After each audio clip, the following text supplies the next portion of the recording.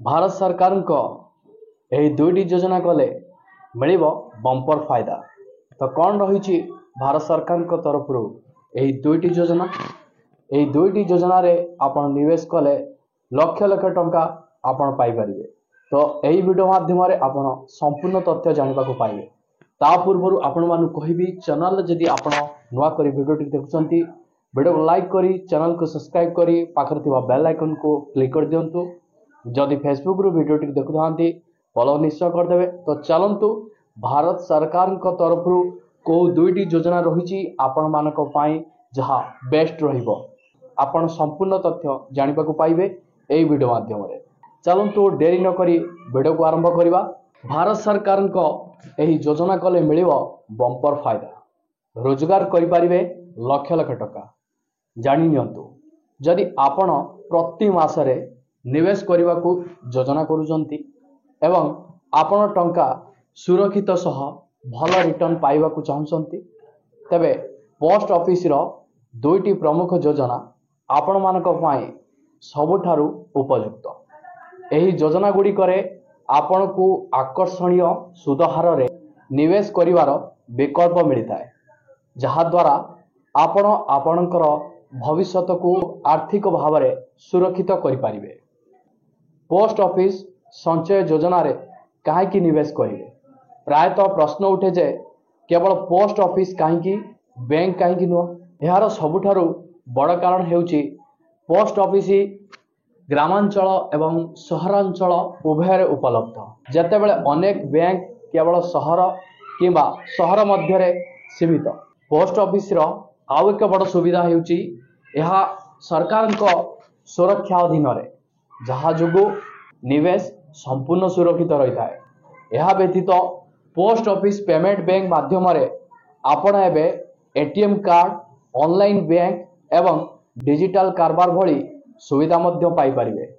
यह जोगु post office आउ कौनसी क्षेत्र रे बैंक गुड़िक ठारू पछरे नाही। मासिक निवेश पाई केउ दुईटी योजना सर्वोत्तम। आपण मन रे प्रश्न आसुव जदि आपण प्रति मासरे निवेश करने को चाहते तेबे पोस्ट ऑफिस रो आरडी अर्थात रिकरिंग डिपॉजिट एवं पीपीएफ अर्थात पब्लिक प्रोविडेंट फंड योजना आपण मानक पई सबुठारु उपयुक्त हेबो।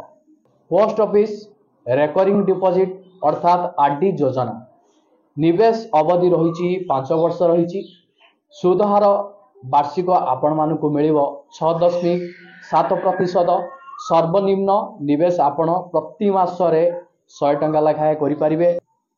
परिपक्वता परिमाण जदि आपण पोस्ट ऑफिस रो आरडी स्कीम रे प्रति मास 500 टंका निवेश करती 6.7% सुद अनुसार 5 वर्ष रे आपण को केते रिटर्न मिलुची देखंतु। प्रत्येक मास 500 टंका निवेश करती ताहले आपण माने 5 वर्ष रे केते टंका रखिले 30,000 टंका रखिले। एही 30,000 टंकार 6.7% सुद अनुसार आपण को केते टंका मिलिला 5,681 टंका मिलिला। मैच्योरिटी आपण केते पाइबे 35,681 टंका। जदि आपण प्रत्येक मास कौन करिवे एही 500 टंका जगार 1000 टंका जदि आपण निवेश करिवे ताले केते टंका आपण को मैच्योरिटी मिलुची चलंतु मु आपण को देखौची।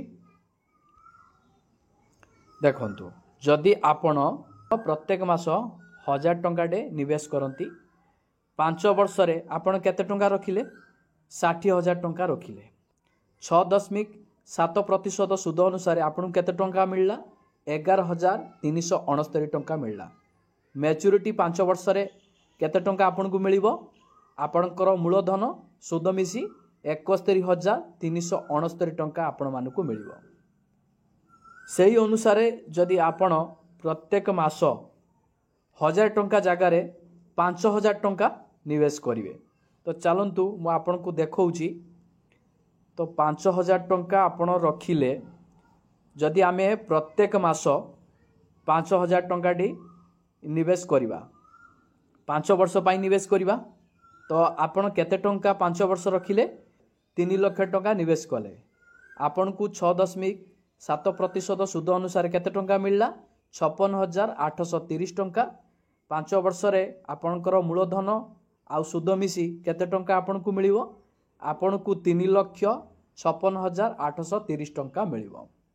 सेही अनुसार जदि आपण प्रत्येक मास 10,000 टंकाटे रखिबे 10,000 टंका रखिले ताहले आपनकु केते सुद मिलुची देखिबा। तो 10,000 टंका आपण प्रत्येक मास निवेश कले 5 वर्ष पाई 10,000 टंका निवेश करिवे ताहले 10,000 टंका जदि आपण प्रत्येक मास रखंती 5 वर्ष पर आपणकर निवेश केते रहिबो 6 लाख टंका रहिबो।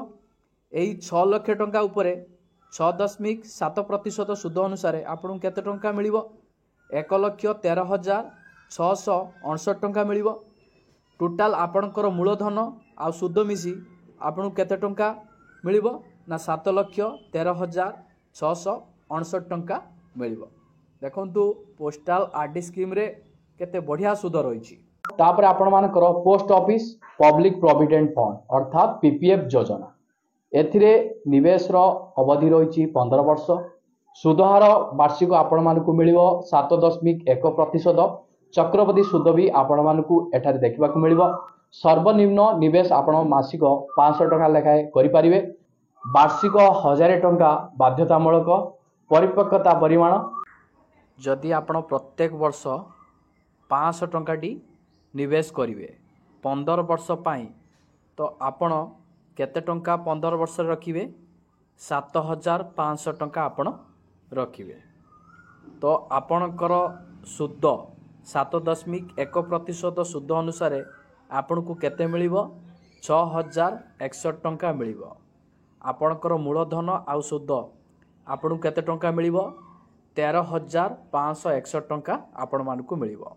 चलंतु जदि आपण माने प्रत्येक वर्ष 10,000 टंका डे इन्वेस्ट करिवे 10,000 टंका इन्वेस्ट कले 15 वर्ष पर आपणकर इन्वेस्ट वैल्यू केते रहिबो देखंतु 15 वर्ष पाई आपण प्रत्येक वर्ष केते टंका रखिले 10,000 टंका रखिले 15 वर्ष पाई 15 वर्ष रे आपण केते टंका निवेश कले 1,50,000 आपण मानकु 7.1% सुद अनुसार केते टंका मिलिबो आपणकर एई 1,50,000 उपरे तो आपण को मिलिबो सुद 1,21,214 टंका।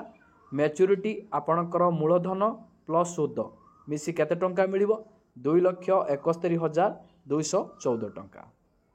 जदि आपण प्रत्येक वर्ष 20,000 टंका निवेश करिवे केते टंका आपण को मैच्योरिटी मिलिबो चलंतु मु देखौची। तो आमे 20,000 टंका करिदबा 20,000 टंका आमे 15 वर्ष पाई निवेश करिबा ताले 20,000 टंका जदि आपण प्रत्येक वर्ष रखंती 15 वर्ष रे आपण केते टंका निवेश कले 3 लाख टंका निवेश कले 7.1% सुद अनुसार आपण को सुद केते मिलला ना 2,42,428 टंका। आपण मानकर मूलधन प्लस सुद मिसी मैच्योरिटी केते टंका आपन को मिलिबो 5,42,428 टंका। सेही परी आपण जदि प्रत्येक वर्ष 50,000 टंका निवेश करिवे केते टंका मैच्योरिटी मिलुची चलंतु देखिबा।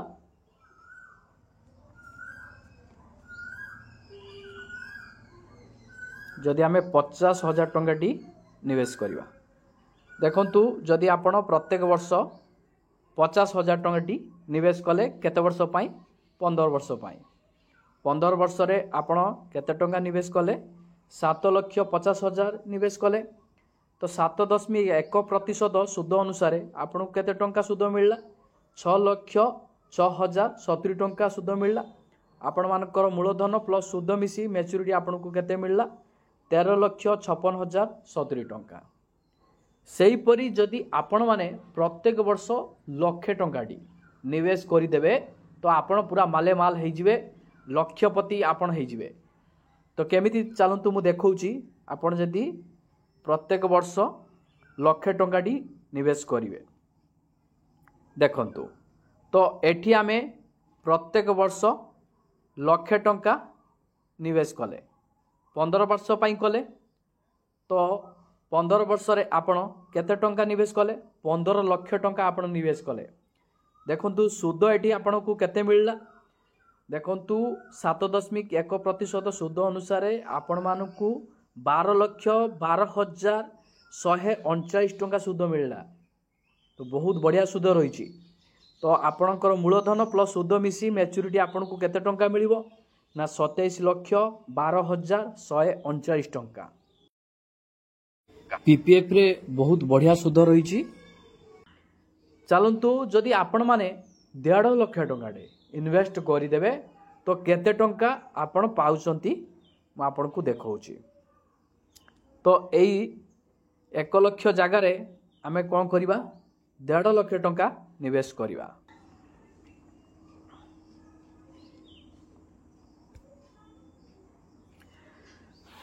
चलतु जदि आपण माने प्रत्येक वर्ष 1.5 लाख टंका निवेश करिवे 15 वर्ष पाई 15 वर्ष रे आपण केते टंका निवेश कले 22,50,000 टंका निवेश कले आपण को 7.1% सूद अनुसार सूद केते मिलला 18,18,209 टंका मिलला आपणकर मूलधन प्लस सूद मिसी आपण को मैच्योरिटी केते टंका मिलला 40,68,209 टंका आपण को सूद मिलला बहुत बढ़िया सूद हार रही आपण माने देखा पाउथिबे देखंतु पीपीएफ रे आपण 15 वर्ष पाई निवेश करछंती आपण चाहिले आउ 5 वर्ष पाई याकू रखी पारिबे देखंतु एही 15 जगार मु आपण को 20 करी देखे दउची जदि आपण 20 वर्ष होई गला आपणकर एही 1.5 लाख टंकाटी आपण प्रत्येक वर्ष निवेश कले प्रत्येक वर्ष निवेश कला परे